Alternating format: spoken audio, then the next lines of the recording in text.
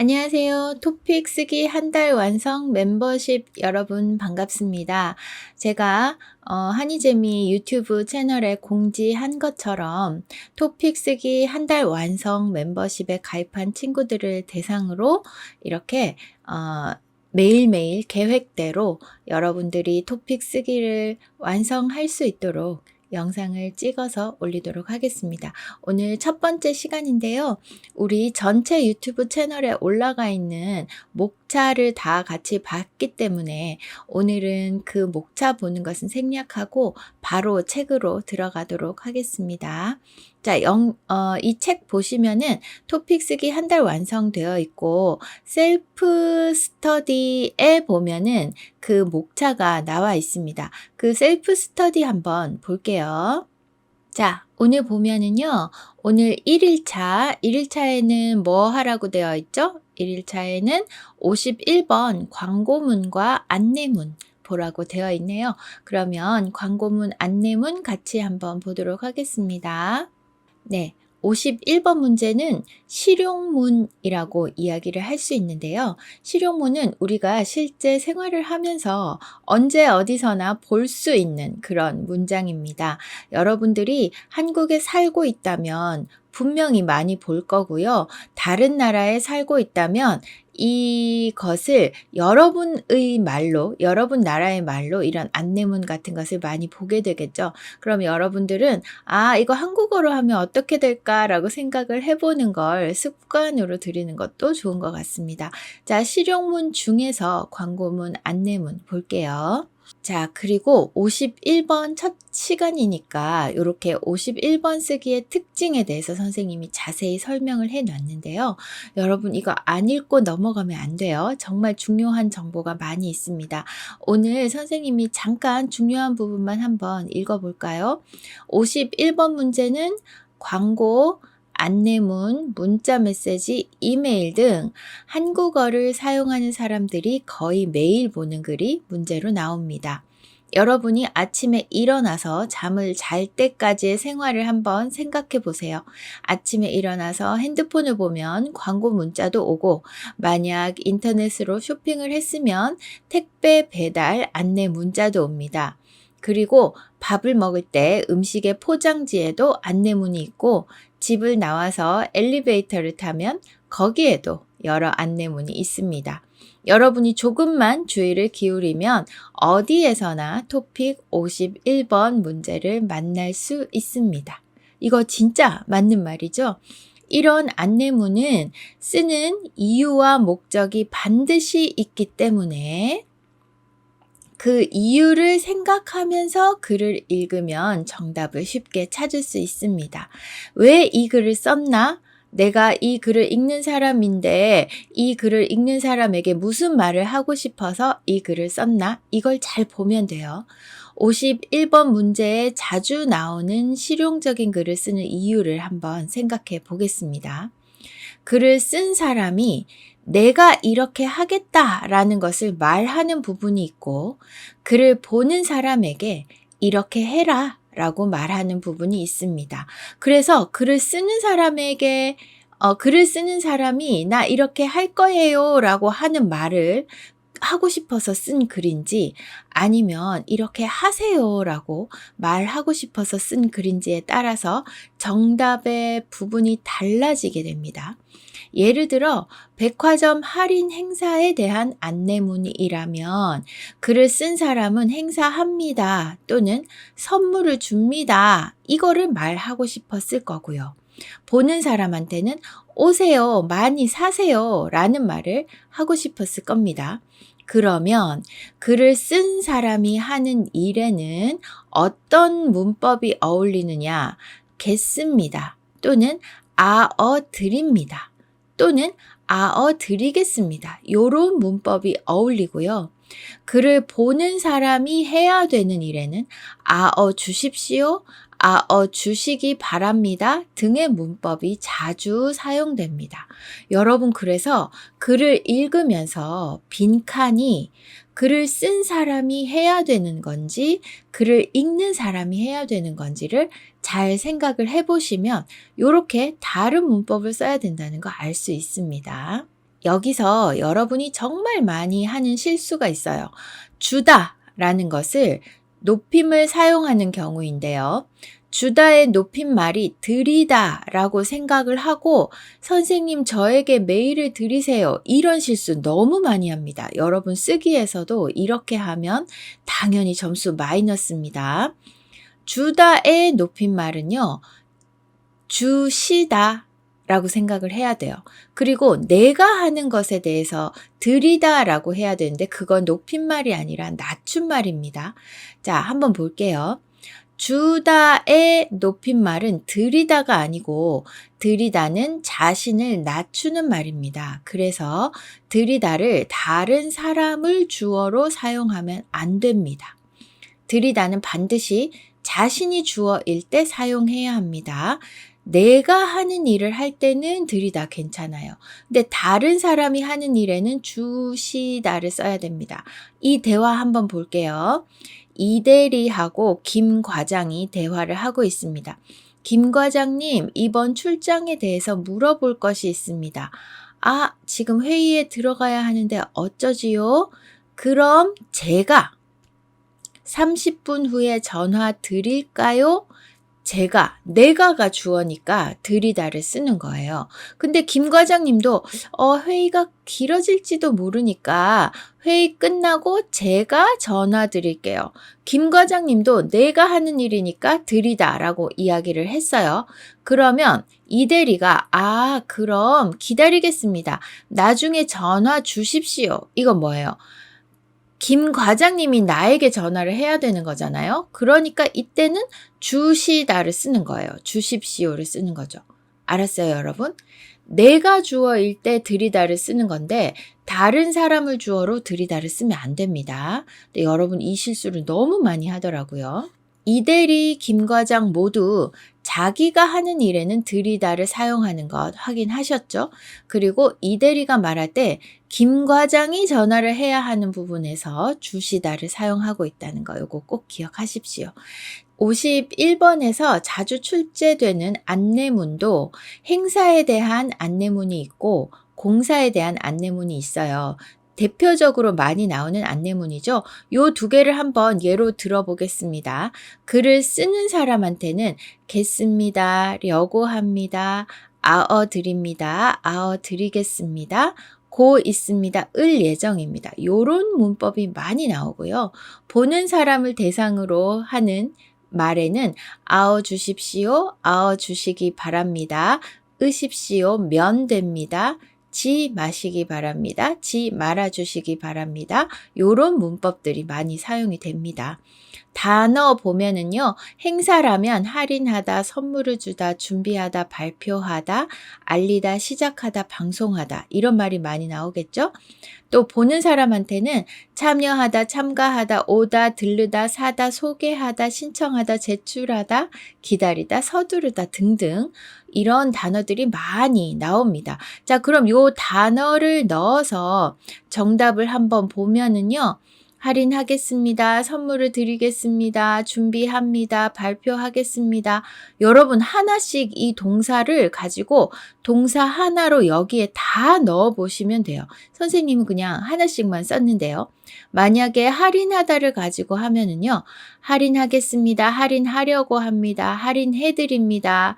할인해드리겠습니다. 할인하고 있습니다. 할인할 예정입니다. 다 괜찮아요. 그러니까 동사 하나를 가지고 이 사용되는 문법을 다 넣어 보세요. 그렇게 하면 정말 좋은 연습이 될 겁니다. 공사에 대해서도 해놨는데 이것도 똑같으니까 여러분 하나의 동사로 이 문법에 다 넣어보면서 연습을 한번 해보세요. 하나 더 볼까요? 금지에 대해서 보겠습니다. 금지는 안 돼요. 하지 마세요. 이런 거죠. 금지에 대해서도 문제가 자주 나오는데요. 그리고 요구하는 걸 이렇게 해주세요 라는 거죠. 자, 요런 거는 어떤 문법하고 어울리는지 한번 보겠습니다. 자주 사용되는 문법, 상황과 글을 보는 사람에게 금지는 이런 상황이니까 이렇게 하지 마세요. 그죠? 그리고 주의는 이런 상황이니까 조심하세요. 요런 거죠. 여기 보면은요. 상황을 이야기할 때 자주 나오는 문법, 그리고 글을 보는 사람한테 하는 이야기에게 자주 나오는 문법이 정리가 되어 있습니다. 그리고 주의 상황, 금지 상황에 각각 정답 예시가 나와 있죠. 여러분들이 이걸 한번 봐야 돼요. 지금 태풍이 온다라는 상황이에요. 그러니까 글을 보는 사람들한테 이렇게 하세요라고 돼야 되는 거죠. 태풍이 오다로 가지고 태풍이 오고 있습니다. 또는 태풍으로 인해 불편을 겪고 있습니다. 태풍이 올 위험이 있습니다. 태풍이 오는 상황입니다. 태풍이 계속되고 있습니다. 요렇게 이 상황에 대해서도 여러분이 하나하나 다 넣어 보시고요. 그리고 글을 보는 사람한테 이렇게 하고 있어요. 창문을 닫아 주십시오. 창문을 닫아 주시기 바랍니다. 창문을 닫으십시오. 그리고 안 됩니다 같은 경우에는 창문을 열면 안 됩니다. 이렇게 반대 상황으로 써야겠죠. 그죠? 요렇게 여러분들이 이거를 하나하나 다 해보면서 공부를 해야 돼요. 지금 여러분들이 이걸 안 읽고 넘어간다는 사람들이 있어서 선생님 깜짝 놀랐거든요.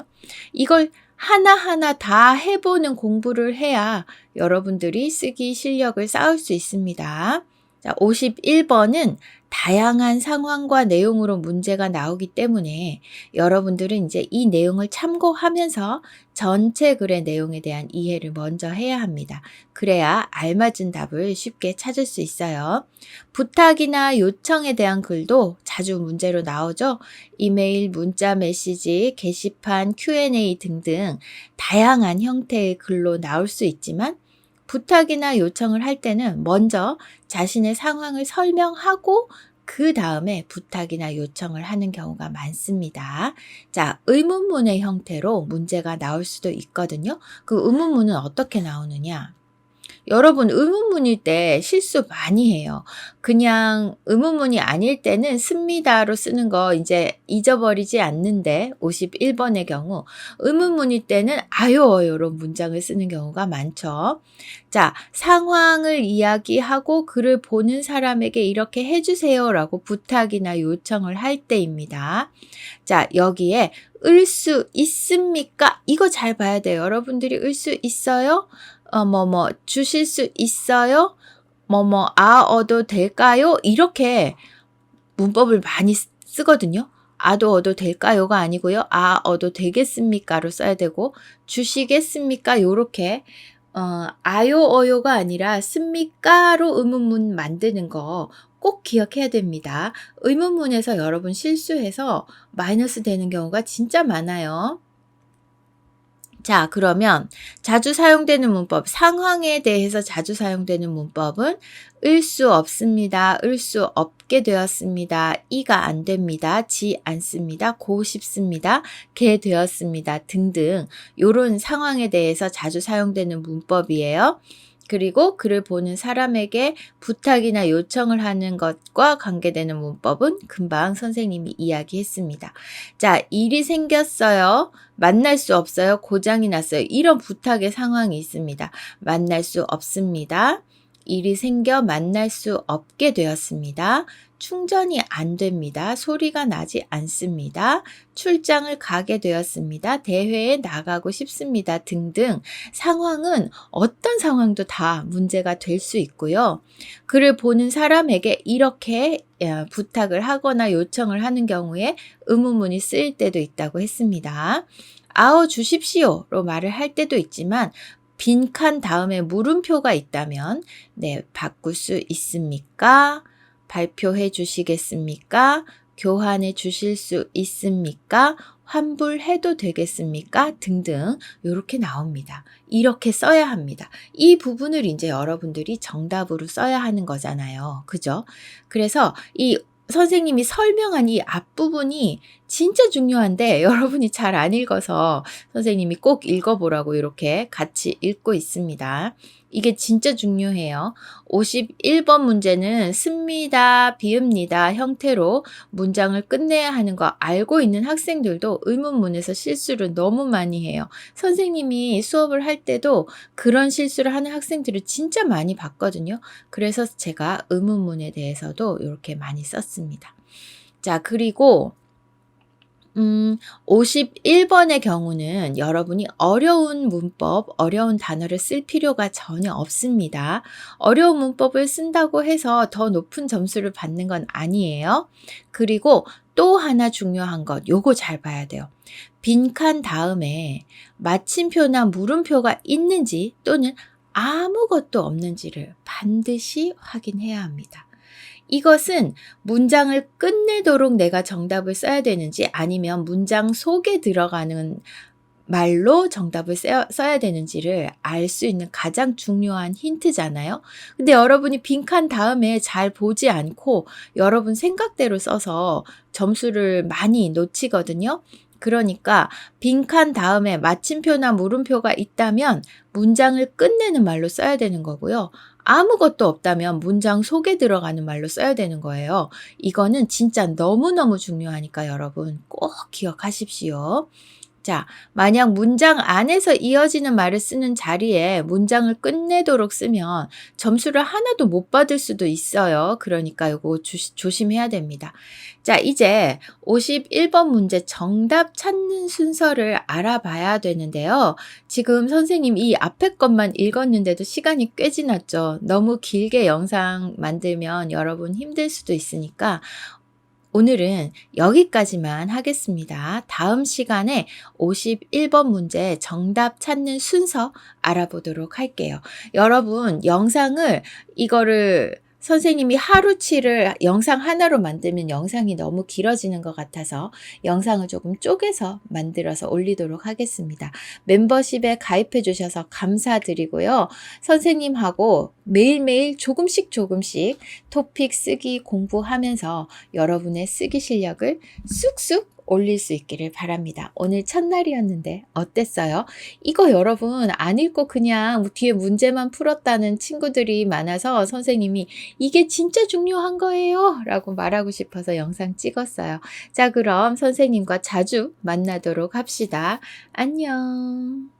안녕하세요 여러분. 한이재미와 함께 한국어 실력을 쑥쑥 높이세요. 한이재미에서는 정기적으로 하는 온라인 수업이 있습니다. 중급 친구들, 고급 친구들 모두 여러 나라에서 온 친구들이 온라인에서 함께 만나서 수업하고 있으니까 여러분도 친구들과 같이 한국어 공부하고 싶다면 신청해주세요. 온라인 수업 재미있습니다. 그리고 문법, 말하기, 쓰기, 읽기 모두 다 들어있는 수업이니까 걱정하지 말고 나 한국어 배우고 싶은데 어디에서 배워요? 고민했다면 한이재미 온라인 수업을 신청해주세요. 그럼 수업 시간에 만나요. 한이재미의 예쁜 선생님들이 여러분을 기다리고 있습니다.